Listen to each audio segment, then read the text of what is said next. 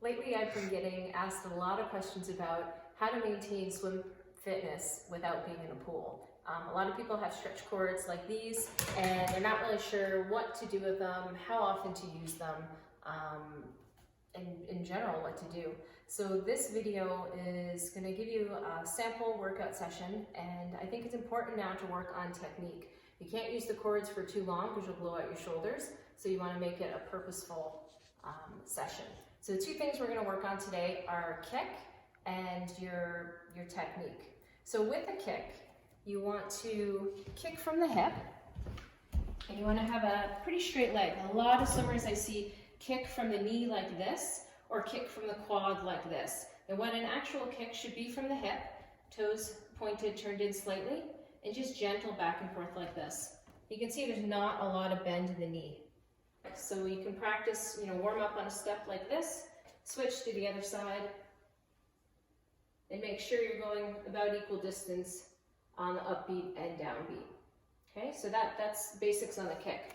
So we're going to move to the stability ball today to do some stretch cord work. And just a quick reminder of a few basics.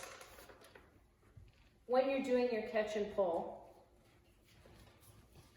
you want to make sure that your fingertips are below your wrist and your wrist is below your elbows.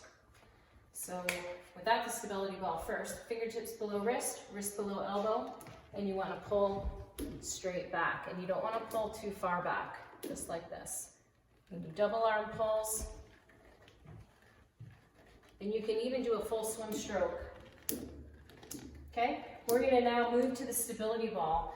And for this session, it's going to alternate between doing single arm pulls, double arm pulls, and full stroke. I'll put the workout up on the end, but I'll show you a demonstration of each. And you're going to alternate between doing some pull work and then some kick work. So I'll go through a round right now. So getting on a stability ball, the hardest part can be kind of finding the right tension and setup. So you might have to play around with it a little bit. So put your stretch cords on. Make sure they're kind of equal distance here. Then feel a little bit like Edward Scissorhands. You want to try to get on your stability ball. And again, you might have to play around with it a little bit. So to start, you don't want to have too much tension, because remember, you have to pull all the way back. So it's better to go a little too easy than a little too hard. So in this workout, I'd like you to do, let's say you're going to do 30 seconds of pulling and then 15 seconds of kicking. So you would do 30 seconds first of single arm, just like this. And again, fingertips are below wrist, wrists are below elbow. That's single arm. So you would do 30 seconds of the single arm. Then you would take a break. You would move into your kick. So again, find your spot here, kind of stay on the ball, and you want to just kick gently. So here you want to remember, keep your toes pointed a little bit and your toes turned in slightly. And again, remember, this is not a proper kick, and this is not a proper kick. So you just want to kind of go like this for 15 seconds. Then you roll back onto the ball and take a 30-second break. Then the next time, you're going to go to double arm pulls. So you'll get back into position, do 30 seconds of double arm pulling. And you got to make sure you get the right height and the right inflation of your stability ball. And I know I tend to sometimes pull a little too straight arm, and what's great about the stability ball is if I do that, I actually smoke my hand on the bottom. So it's a good cue for me to make sure I'm maintaining that 100 to 120 degree bend.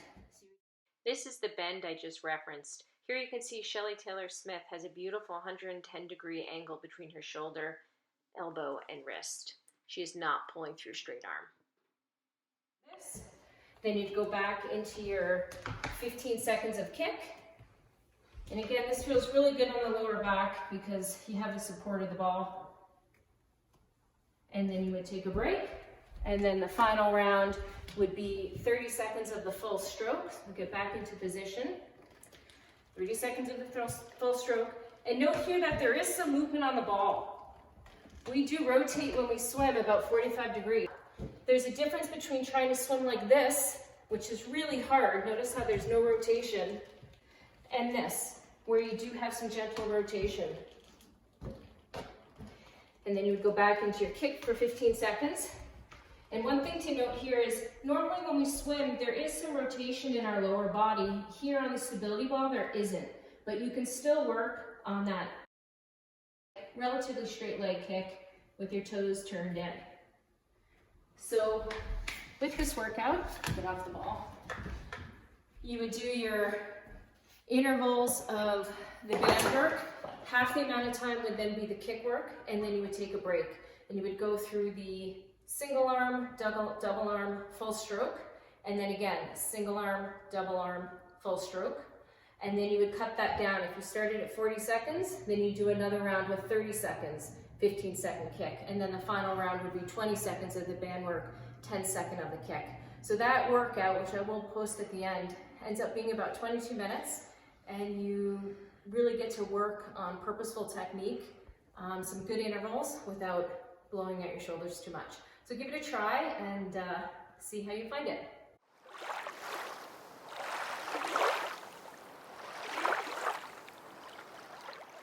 A PDF of this workout and others can be found on the website linkstrathlon.ca in the workout area.